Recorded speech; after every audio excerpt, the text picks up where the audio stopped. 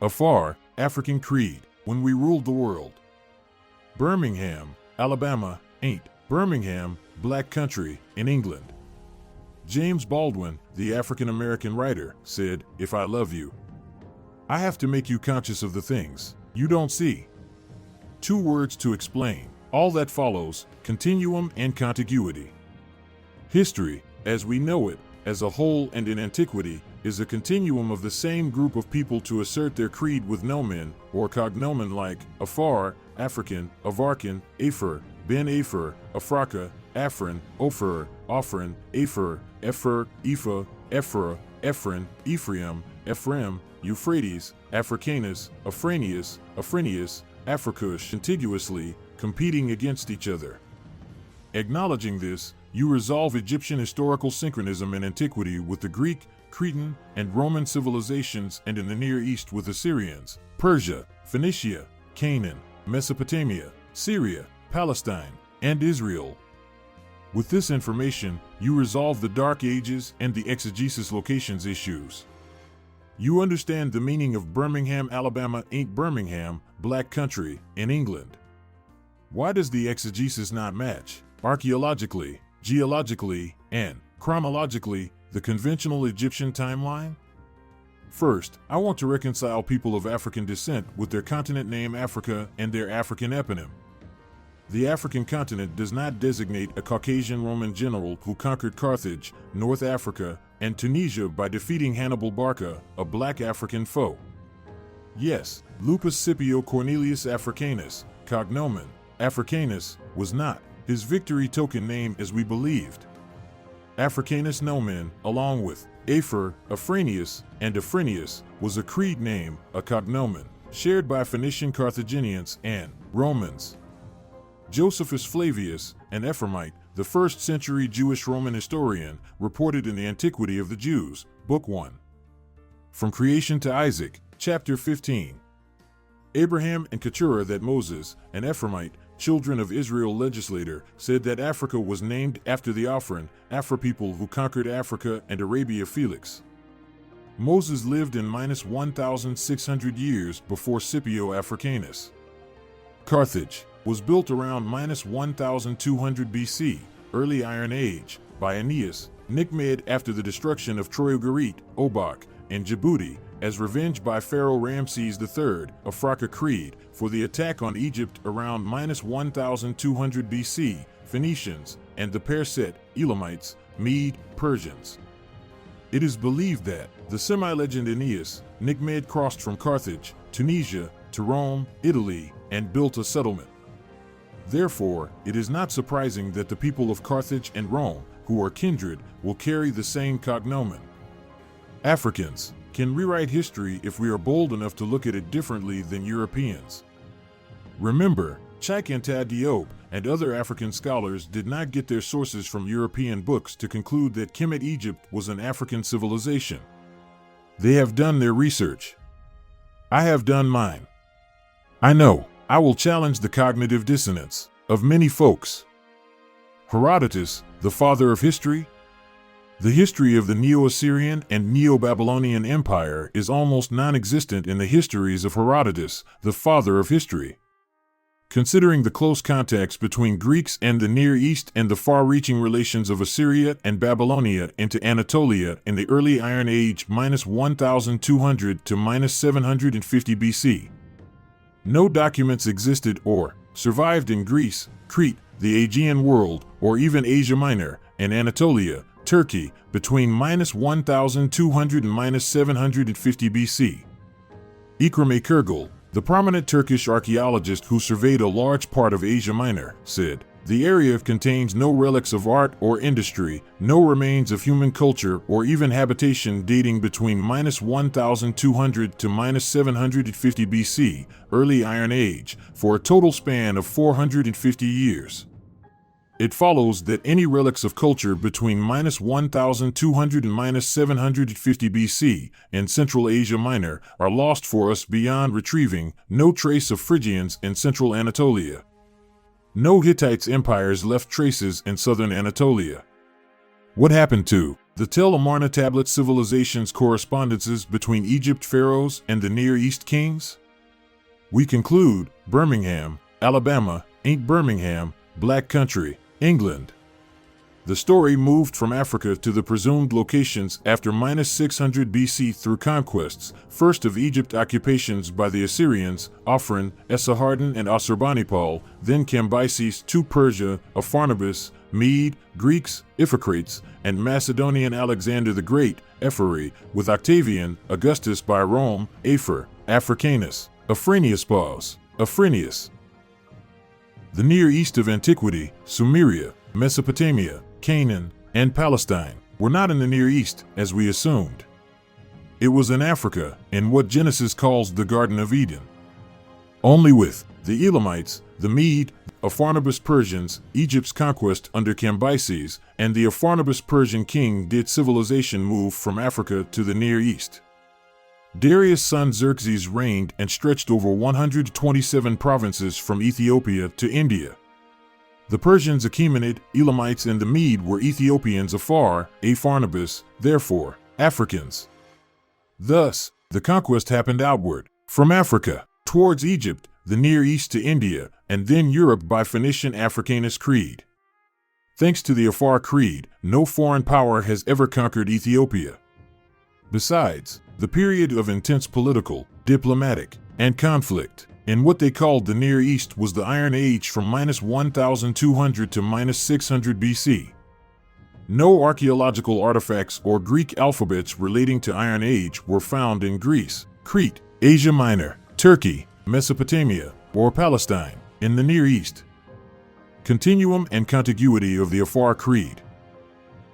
According to the accepted chronology, Egypt, Assyria, Persia, Phoenicia, Greece, Rome, lived at different times and locations the Near East and Europe.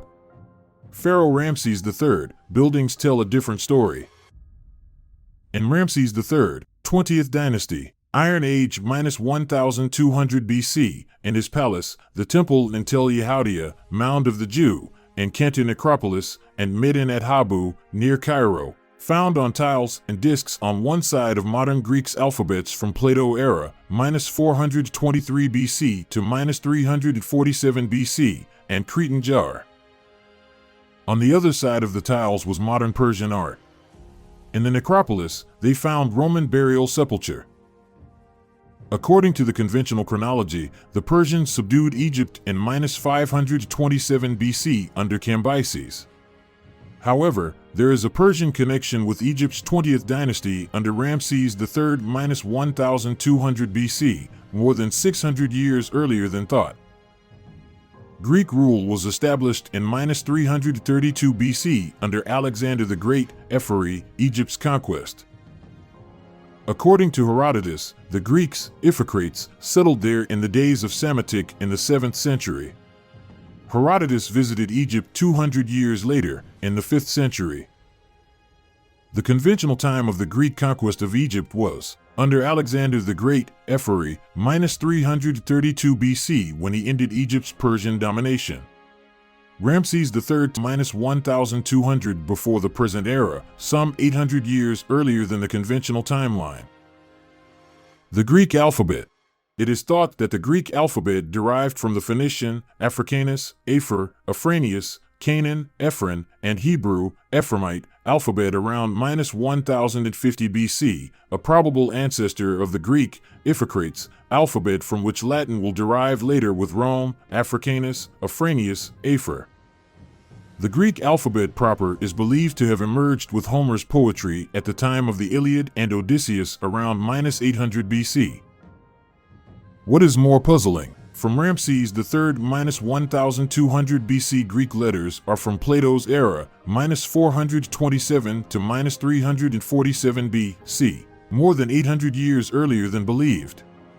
According to Sir Flinders Petrie, Greek letters had a pre-existence in Egypt.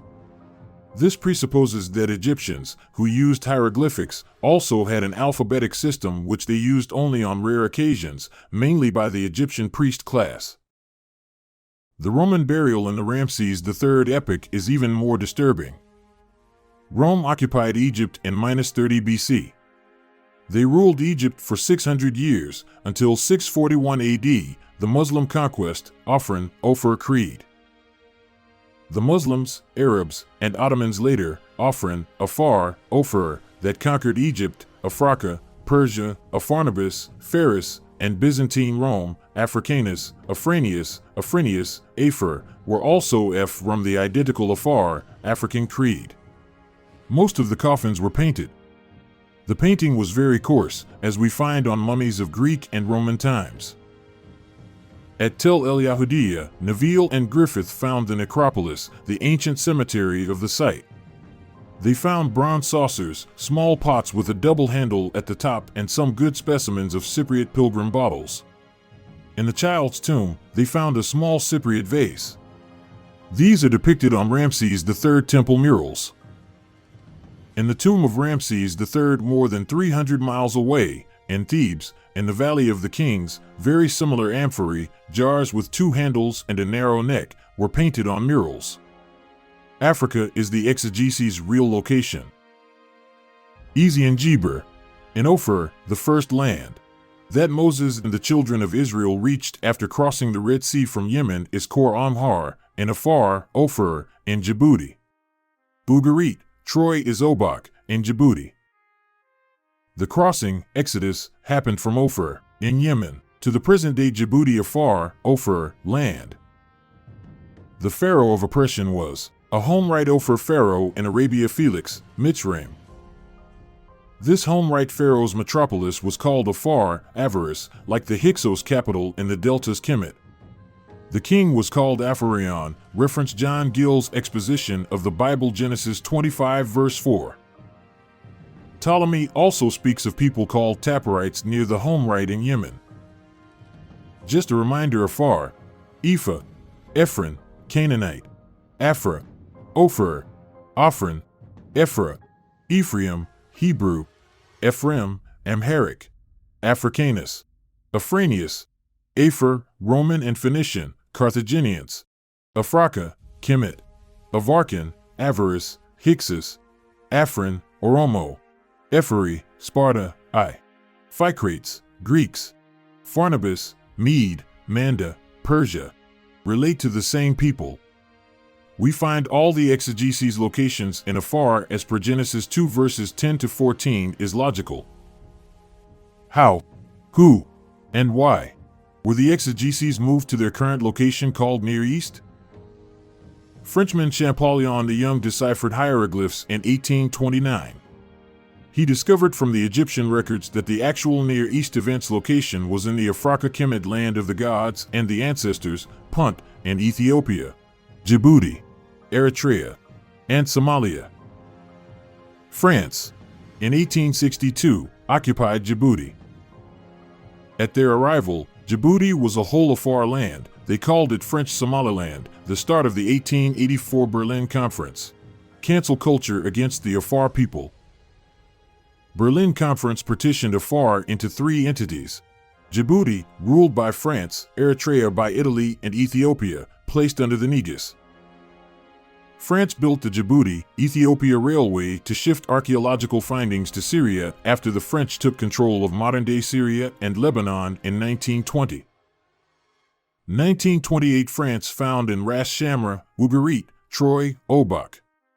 France also found King Misha of Moab Stela in 1868, 6 years after France colonized Djibouti in 1862. On the tablet, King Misha of Moab said that he was the king of the Dibnei, Afar in Djibouti. The simple way to settle the artifact's origin is the chemical analysis of objects, the clays, stela, before -600 BC. Why? They moved the exegesis location?